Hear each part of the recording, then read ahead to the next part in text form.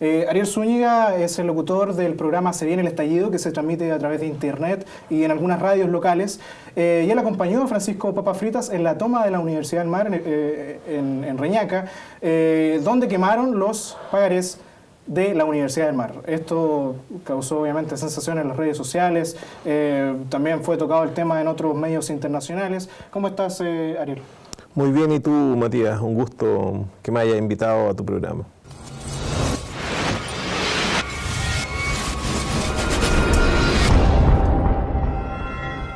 Sin duda muy preocupante el tema de la Universidad del Mar.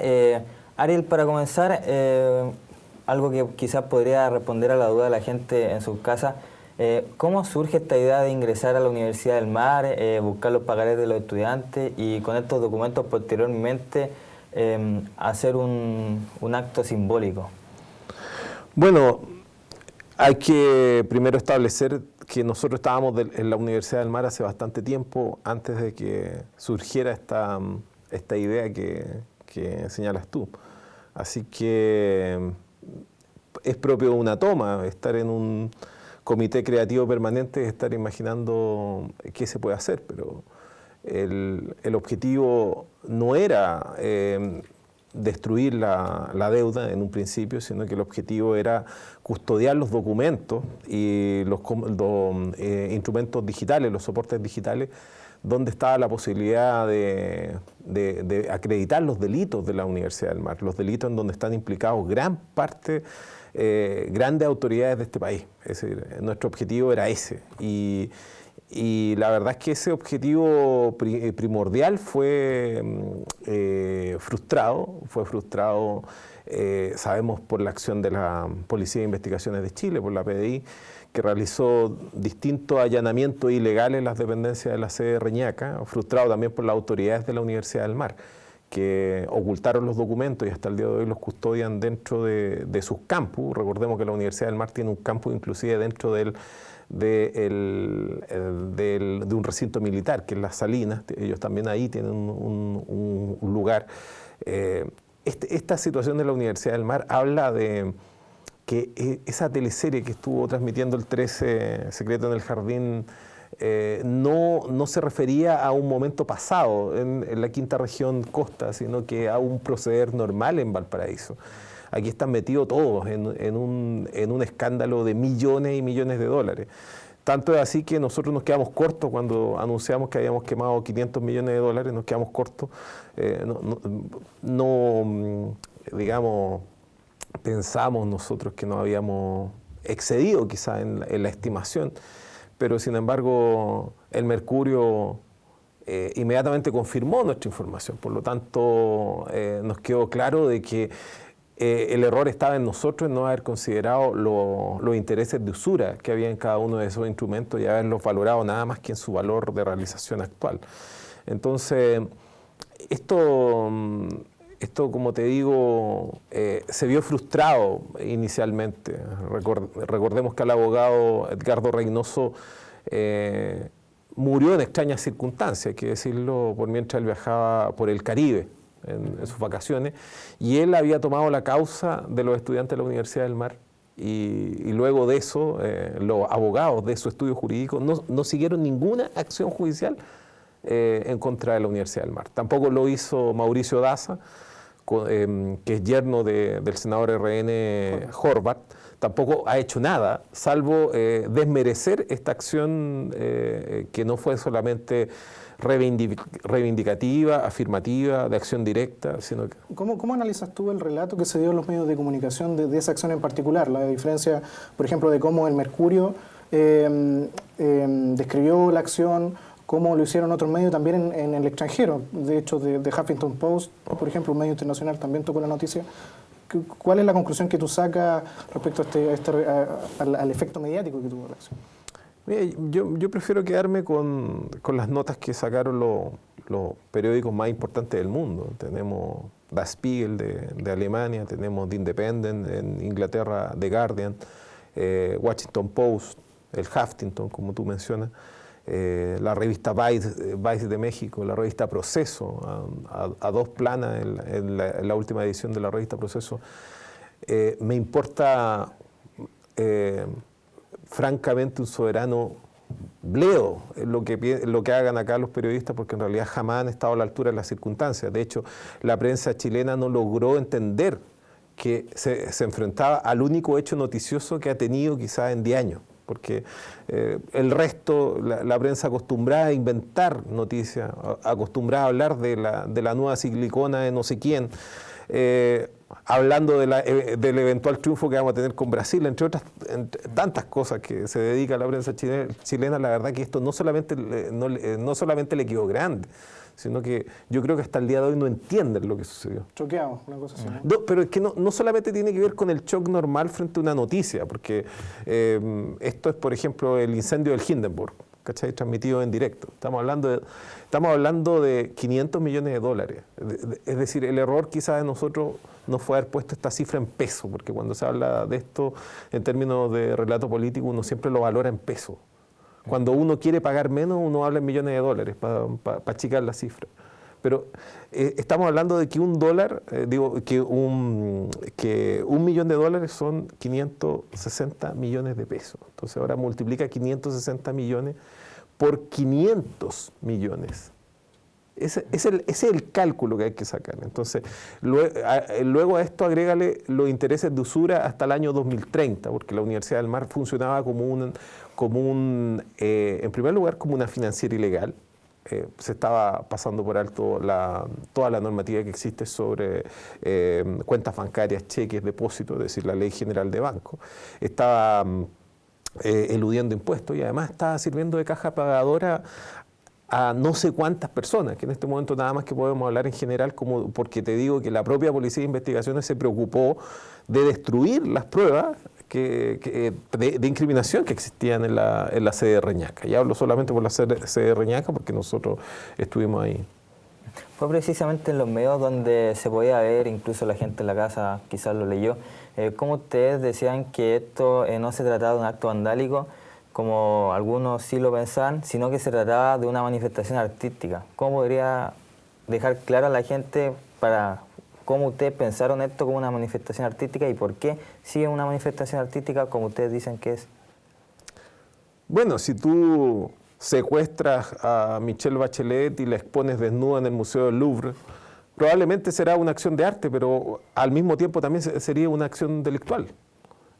Y con eso te digo inmediatamente que nuestra prensa no está a la altura de ninguna circunstancia, porque el hecho de que sea una acción de arte es independiente a que sea una acción política y es independiente a que sea un delito que debería estar siendo investigado. Entonces, la verdad es que nosotros construimos este relato, como decías tú, a la medida de la prensa chilena. No estábamos preocupados de que los medios internacionales cubrieran esto. Los medios internacionales lo cubrieron porque era un hecho noticioso. Es decir, la prensa internacional entendió que aquí había una noticia. Tanto así que The Guardian hace 3 semanas estaba hablando de un tema de deuda odiosa en Francia y jugaba con las palabras mencionando el problema francés con el problema de las papas francesas y mostraba una foto de la combi para ilustrar el artículo. Entonces la prensa internacional entiende muy bien que aquí estamos frente a una movilización internacional que está en cierne, así como mencionaban en el primer bloque el caso de Modatima, de la Ligua, Petorca, la lucha por el agua. Estamos hablando, ellos quizás estarían en la vanguardia de una lucha estratégica, que es algo que está inminente, pero que se va a ir poniendo cada vez más enconada. Esto también estaría dentro de la vanguardia de una lucha internacional en contra de la deuda, de cómo los sistemas económicos, al estar imposibilitados de crear valor, se han dedicado a producir deudas. Y digamos lo que no se han querido detener, porque si se detienen ahí puede que se quemen las manos, la vista o quizás que otro miembro del cuerpo, es que finalmente la industria de la mala educación, que es lo que yo por años he denunciado en mi blog y también en Se Viene el Estallido. Cuando se habla de la educación gratuita o se habla de la reforma en el sistema universitario, lo que no quieren detenerse es que estamos hablando de la industria de la mala educación. Esto no es casual. Aquí no ocurre que la Universidad del Mar viene a ser como una especie de tumor en un cuerpo sano, sino que es justamente la consecuencia natural de este sistema dedicado a producir deuda. Es como el niño símbolo, ¿no? Claro, porque, por ejemplo, tenemos un niño símbolo que es incluso más telegénico que la Universidad del Mar, que es la Universidad Andrés Bello. Y tenemos otro que toca directamente los intereses de la concertación en este minuto, que es el ARCI. Bueno, las universidades, por ejemplo, en el mismo lugar donde estamos nosotros. Esto es una fábrica para crear deuda. Esto no está relacionado con educar a nadie, ni tampoco está relacionado con entregar un servicio, si lo viéramos desde el ámbito capitalista meramente, desde el punto de vista más frívolo del capitalismo. Porque dentro del capitalismo es muy importante también educar a los cuadros de mando en una sociedad capitalista. Entonces esto excede el sistema capitalista. Y aquí estamos frente a otra cosa que es una industria de la mala educación. Porque la buena educación no genera las deudas que genera la mala educación.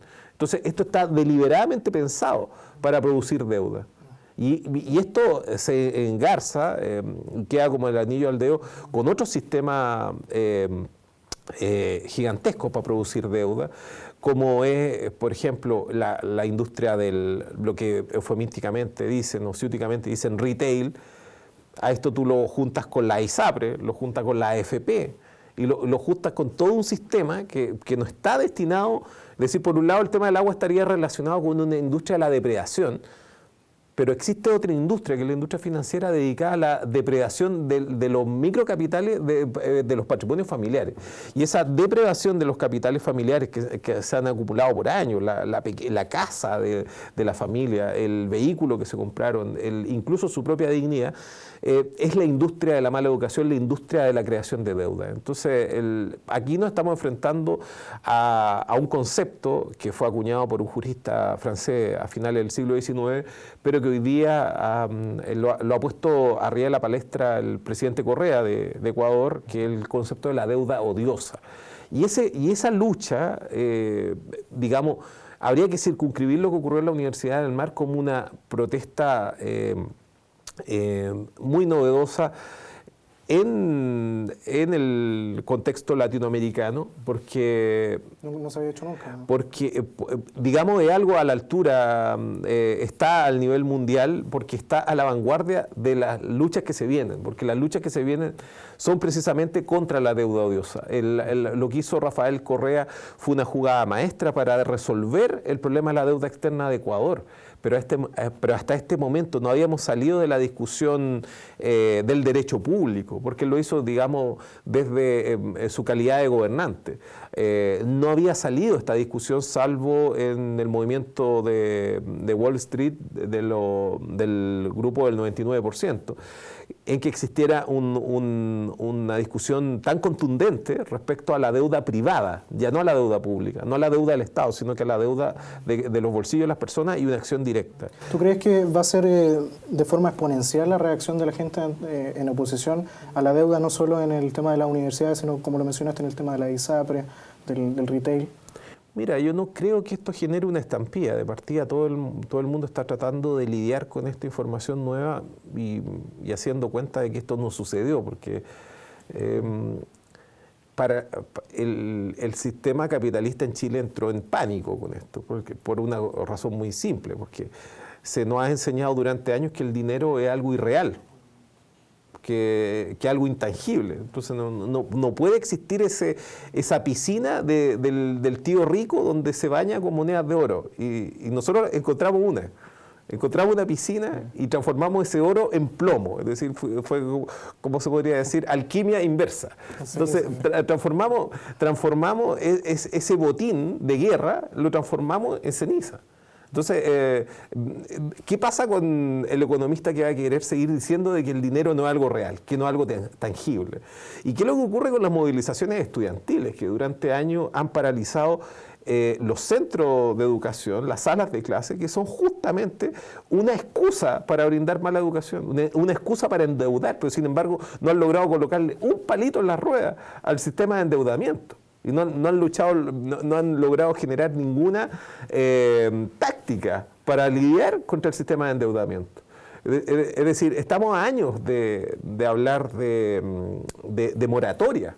Tú tienes en el 2011 alumnos que no tenían clases hasta septiembre, octubre, y seguían pagando las mensualidades. Entonces, cuando tú ves eso, te das cuenta de que la lucha es mucho más grande de lo que se está pensando, porque tiene que ver con destruir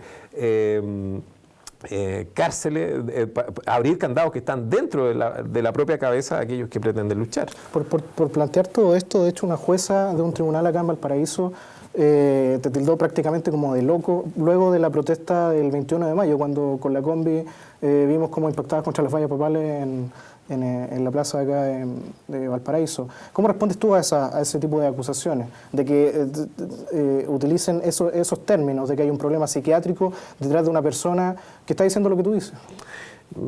Qué bueno que le agregara eso de prácticamente, porque en realidad la audiencia, si se escucha el audio íntegro, en ningún momento la jueza me tildó de estar con algún problema psiquiátrico, o tampoco me envió a hacer peritajes psiquiátricos como en algunos medios. Claro, yo eso lo leí en la prensa. Me es muy sorprendente esto con la prensa, porque los más ofendidos en todo momento y los más preocupados de descalificar cada una de las acciones de esta obra fue Terra. Otros periodistas muy preocupados de destruir esto son el señor Fernando Paulsen, por ejemplo. ¿Por qué? Porque sus jefes están en España. Los jefes de estos tipos es el grupo Prisa de España. Y el grupo Prisa, digamos, el problema estratégico que tiene en este minuto España es la deuda. Es decir, si esta noticia prendía en España, todavía es tiempo que lo haga. Van a pasar cuestiones mucho más rápido, mucho más interesantes y a una escala mucho mayor de lo que podrían ocurrir en este país. Entonces, ahí más o menos tú puedes entender a qué se dedica la prensa. No solamente a hacer relaciones públicas, sino que también a contener ciertos temas, a estar ahí con el extintor en la mano. Entonces, bueno, la jueza lo que estaba tratando era de explicarse ante sí, porque en Valparaíso existen tribunales dedicados a hacer pedazos a cualquier santiaguino que está manifestando en Valparaíso.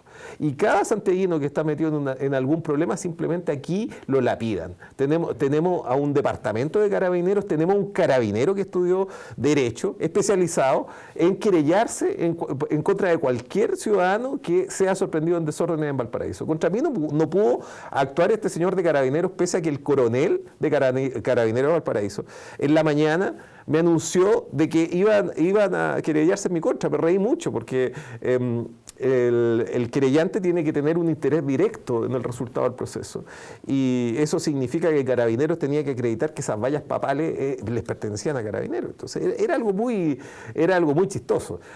Obviamente no es lo mismo que cuando tú destruyes la gorra de un carabinero, porque la gorra la compra el propio carabinero, y por lo tanto ellos se querellan diciendo de que esto es propiedad de Carabineros, pero las vallas no las compran ellos. Recordemos que Carabineros, dicho sea de paso, aparte de su gorra y la pistola y el bastón retráctil, ellos no compran nada. Es decir, ellos viven absolutamente del fisco. Entonces es muy chistoso de que venga Carabineros a decir que algo es de ellos, es decir, es algo que es parte del humor. Entonces la jueza, que estaba predispuesta junto con el fiscal a dejar caer sobre mí todo el peso de la ley, y mi abogado en apenas 15 segundos les destruyó todo y cada uno de los argumentos, porque ellos querían que yo viniera una vez a la semana a firmar a Valparaíso. Me encanta venir a Valparaíso, pero la verdad es que no me gusta venir a Valparaíso a firmar.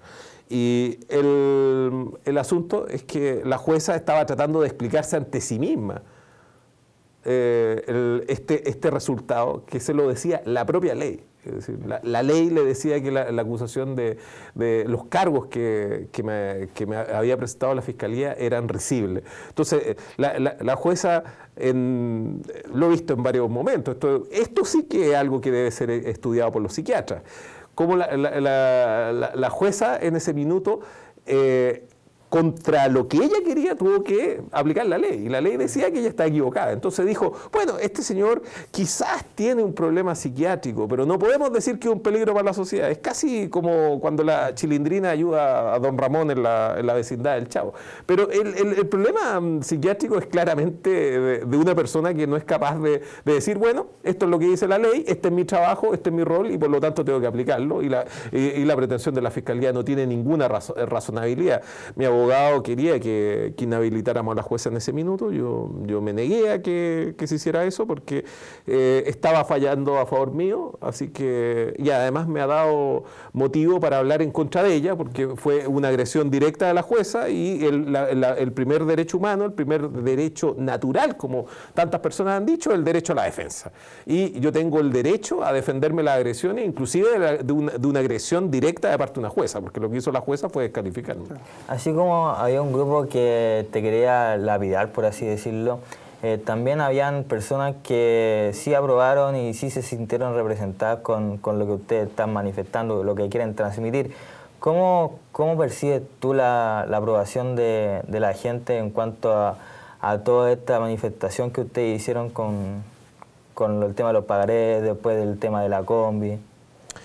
Mira, es que fuera de que el tema de montar a la combi en el GAM fuera una excusa para dejar en evidencia la ramplonería de nuestra prensa y nuestra policía, que no fue capaz de lidiar con esto, porque nosotros cuando inauguramos esto el día lunes estábamos dispuestos a irnos presos ese mismo día.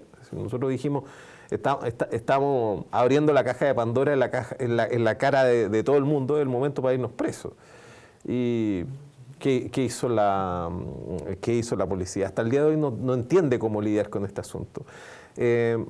Habría sido ridículo, todos dicen, no, es que habría sido ridículo que la policía sobrereaccionara, pero claramente han sobrereaccionado y van a seguir sobrereaccionando. Es decir, tú tuviste un peritaje de la PDI peritando ceniza, viejo, en el GAM. Entonces, si eso no es sobrereacción, ¿qué? Entonces, el tema es que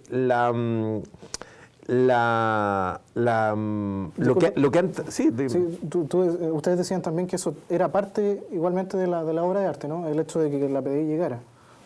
Claro, es que es una obra de arte, si esto es muy ridículo. El gobierno de la Bachelet recién se está instalando. ¿Qué es lo que es la concertación? La concertación es el mundo del arte y la cultura bañado en neoliberalismo. Con esto se destruyó el centro líquido de la concertación. Es decir, la concertación ya no puede hablar del mundo del arte y la cultura. Nosotros lo que le dijimos es que ellos son la deuda finalmente.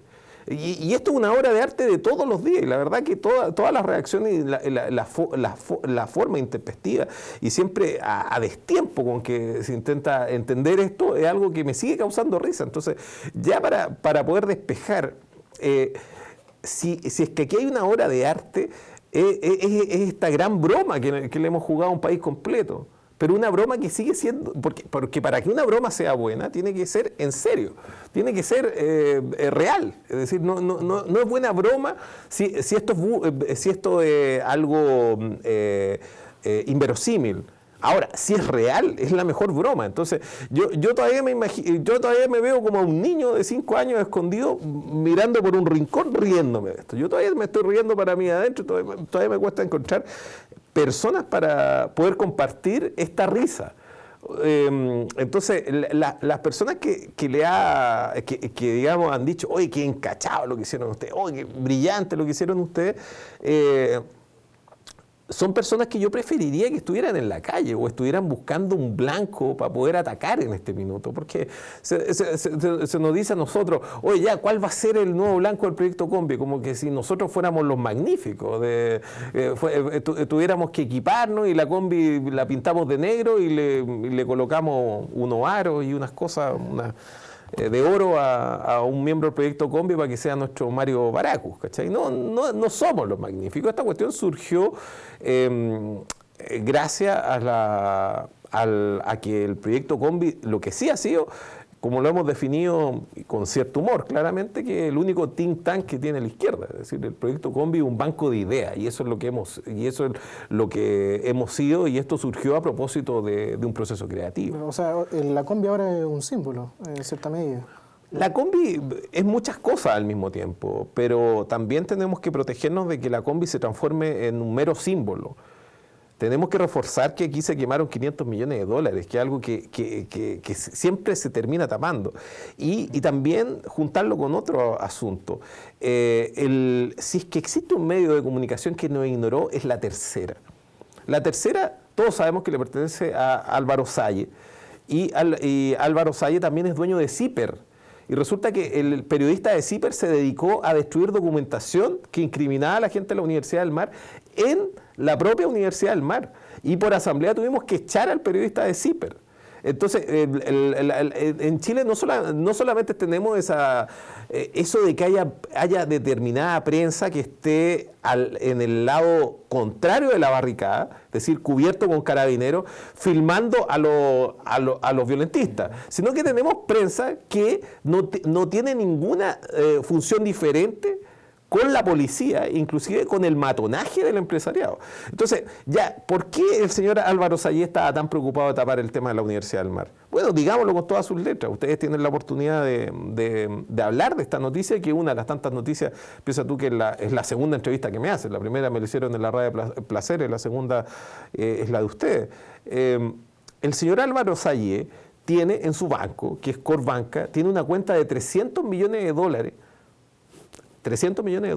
que no tiene, esto es como esa película del crimen perfecto de Spike Lee, porque esta cuenta no aparece en los listados que tiene el Corbanca, ni tampoco está a nombre del señor Héctor Zúñiga, ni del señor Vera.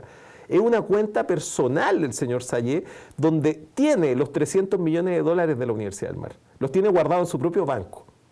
Y esa es la razón por la cual la tercera no ha dicho nada sobre este proyecto, ni ha mencionado nada. Y como te dije, mandó al mismo CIPER a tapar evidencia en la Universidad del Mar en la sede de Reñaca. ¿Qué periodista eres? Un cabro que habrá tenido 34 años y salió de la Diego Portales. Si me muestras una foto, te digo inmediatamente él. Pero, si no, googleelo usted. Y él estuvo 2 semanas recolectando documentos en la Universidad del Mar. 2 semanas recolectando documentos, de los cuales no ha presentado ninguno. Todavía no hace ningún. El artículo que hizo sobre la Universidad del Mar tiene que ver con el drama de los jóvenes de la Universidad del Mar. No, por favor, no me jodan con eso. El asunto es que inmediatamente llegó el proyecto Combi. La primera exigencia fue que ese señor se fuera de la Universidad del Mar. Nosotros fuimos a custodiar los documentos para incriminarlo. Y al día siguiente que nosotros llegamos, peor, el mismo día que nosotros llegamos, está documentado por un video, un día sábado, llegó la pedida de destruir los servidores de la Universidad del Mar. Así fue. Entonces, acá hay personas, el hecho de que estuviera en exhibición en el GAM, la tarjeta de presentación del señor Camilo Escalona, al señor Héctor Zúñiga, que le decía, cualquier cosa me llama, y estaba exhibida en un cuadro en el GAM, no es casual. Tampoco es casual de que estén cientos de fotos con los directivos de la Universidad del Mar y el señor Patricio Elwin. Y tampoco es casual de que se hayan involucrado también a destiempo distintos personeros de la Concertación, porque son ellos principalmente los que están involucrados, enredando el tema de la Universidad del Mar. Por ejemplo, José Antonio Gómez, que fue candidato a la presidencia y que antes fue ministro de Justicia y enarboló las banderas de la educación gratuita, tenía incluso a la Karen Hermosilla y a Ancalao de vocero en un comienzo y los presentó rimbombantemente, y también a una niña que fue presidenta de la Federación de Estudiantes de acá. El señor José Antonio Gómez fue presidente de la Junta Directiva de la Universidad del Mar. Y luego su gran defensa fue, no, yo lo único que estaba haciendo, estaba actuando en representación de Soledad Alvear. Imagínate la respuesta maravillosa. Ese tipo de hilo de discusión están cortados. Y también lo que está cortado es la situación específica de los alumnos de la Universidad del Mar, las falsas soluciones que se le ha dado y las eternas promesas que van a resolver este asunto. O sea, eso es más o menos los cursos que debería tener esta discusión. Y claro, si el Estado insiste en sobre reaccionar en contra de nosotros, también otro hilo de la discusión va a ser, no sé, por eventuales formalizaciones, eventuales peticiones de prisión preventiva y otras tantas cosas que seguramente van a venir. Para ir concluyendo, ¿en qué está ahora Francisco Papafrita? ¿En qué está la combi? ¿Está requisada? ¿Está, digamos, o la situación judicial quizás de tu persona y de Francisco? Mira, Parte de la obra de arte fue que Francisco se autodenunciara. Obviamente esta autodenuncia no la redactó él. Está claro de que es parte, digamos, de la obra y Francisco fue un miembro de esta obra. Pero no es el artista, claramente. Es algo que también debe dejarse claro, porque la razón por la cual Papas Fritas pasa a trastienda es parte de esta obra que no es la obra que todos quieren enmarcar en el GAM y quieren simplificar y compactar en la Combi, sino que es una obra mucho más compleja y que es básicamente una obra política, es decir, no de arte político, sino que lo que hicimos fue una acción directa. Y dentro de esta acción directa era imprescindible ocupar las viejas reglas de la guerra, del engaño, y por lo tanto esto fue pasado por el contrabando del arte. Entonces esto fue contrabandeado como una obra de arte, pero finalmente no era una obra de arte, era otra cosa. Y por lo mismo, bueno, la Combi en este momento está a resguardo también de la histeria que provocó la propia Combi y que ha significado también algunas pugnas con la Combi. Y la Combi está en un lugar en que no le va a pasar nada y todos los días yo me levanto con mucha energía porque sé que la Combi le está quitando un puesto de estacionamiento a un funcionario de muy alto grado de Carabineros de Chile, porque ellos se estacionan en la segunda comisaría de Valparaíso, que está en el centro de Valparaíso, si no me equivoco, es Edward con Colón, sí. Y la Combi está en ese lugar, porque la Fiscalía ordenó que la Combi se quedara en ese lugar porque es evidencia. La Combi en este momento no solamente es una obra de arte, porque claro que lo es, sino que además es evidencia. Entonces, la Combi, mientras dure el proceso judicial en mi contra, porque la Fiscalía le concedieron un plazo el día 22 de mayo de este año, fue la audiencia aquella, 60 días para investigar mi caso. Y obviamente son 60 días para encontrar de que yo también, no sé, soy culpable de los destrozos de las Torres Gemelas y otras tantas cosas, porque en realidad la Fiscalía está muy preocupada para abultar esta cuenta, que hasta este momento dijeron que son 800.000 pesos los daños que produjo la Combi. La verdad es que la Combi, salvo unos pequeños rayones en la pintura del parachoque, no le produjo nada. Y yo me pregunto si las vallas papales no son capaces de contener un vehículo con tecnología del año 30 y apenas 48 caballos de fuerza que es la Combi, si no son capaces de sostener eso. Imagínense que los golpes que yo le di a la valla ni siquiera traía opuesto el cinturón de seguridad. Entonces, si no, las vallas no están en condiciones de sostener esa carga de esfuerzo, está claro de que aquí habría que hacer una muy buena investigación sobre quién se quedó con los dineros para construir esas vallas adecuadamente, o quién fue el proveedor de esas vallas, porque si no es capaz de contener esa energía, no va a poder tampoco contener la energía de una multitud. Bajo ningún punto de vista, las vallas están diseñadas para eso. Entonces, además que las vallas no fueron totalmente inutilizadas, sino que a algunas se les rayó la pintura. Yo le digo desde ya, si tienen algún problema, yo no tengo ningún problema en ir con un equipo de soldadura, un martillo, arreglar las vallas, pintarlas, y lo hago feliz.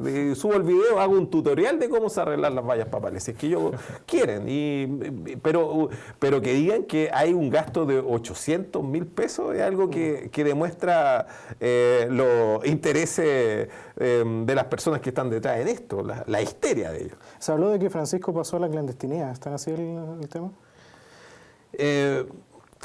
Mira, Francisco jamás pasó a la clandestinidad. Esto es muy, muy chistoso porque yo dije en una conferencia de prensa que no era para mí ni para la obra, sino que era para la PDI, y estaban una conferencia de prensa que la organizó el GAM, que eran los que se estaban en ese momento comiendo la papa caliente, y el GAM, que es la primera obra importante que tiene en su historia, y yo creo que es la última obra importante que jamás va a tener algo de las proporciones que tuvo el GAM. Nunca nadie va a hablar del GAM nuevamente después de esto. Entonces es muy interesante cómo los directivos del GAM querían sacar la Combi desde el primer día, y sin embargo es la única obra importante que han tenido y van a tener. Eso es muy sorprendente. Pero bueno, ellos organizaron este show de la policía para intimidarnos. Ellos querían hacer el show de aquí está la policía, ese típico montaje de serie de 3, 4 de la mañana que da el cable de policía. Entonces el policía dice, sí, nosotros sabemos quién es el secuestrador y bla, bla, bla, le vamos a mandar un mensaje en este momento al psicópata. Ellos estaban en ese plano, entonces el PDI estaba con su chapa de PDI y estaba Mega, estaba CNN Chile y estaba Canal 13. Es decir, lo más selecto de la prensa canalla televisiva, y además estaba obviamente Terra, estaba el Mercurio con su grabadora, estaba la radio Agritortura, como le dicen cariñosamente.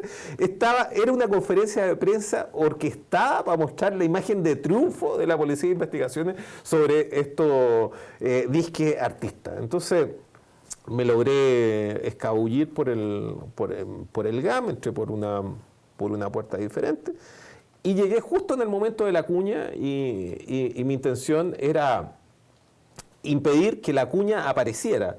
No quería que apareciera el aspecto triunfante del policía de la PDI. Aquí estamos haciendo justicia. Entonces, por eso le hice el famoso conejito al Rati. Pero no le hice no lo hice con el afán dicen que tiene que ver algo con la paz, el hecho, ¿no? que está este otro signo que es el de la victoria. Pero no lo hice en ninguno de esos. Fue una broma colegial para que la prensa no pudiera mostrar, como dicen los periodistas, el mono. No pudiera mostrar esa imagen. Y sin embargo, quedó tan mosqueado el tipo de la PDI que no les dio otra nota a la prensa y por lo tanto tuvieron que mostrarlo. Y apareció el mismo Mega mostrándolo y quizás esperando desde su departamento de edición de prensa que esto implicara generar una repulsa de parte de los auditores. Y dijeran, no, esto es inconcebible, estos tipos no tienen respeto por nadie. Y generó todo lo contrario, porque en realidad yo no creo que haya situación televisada más entretenida que esa en el último tiempo, cuando está el de la PDI tratando de volver a la compostura después del conejito. Obviamente no me puedo hacer nada, porque la verdad es que no existe el delito de hacer conejito a la Policía de Investigaciones y tampoco ni siquiera se ha aprobado las ofensas verbales en contra de carabineros, menos se podrían considerar este tipo de ofensas para ningún tipo de figura que la quisieran conectar. Pero, en fin, en esa conferencia de prensa que era de la Policía de Investigaciones me preguntaron me preguntaron una serie de cosas y yo aproveché de anunciar de que Papa Frita entraba a la clandestinidad.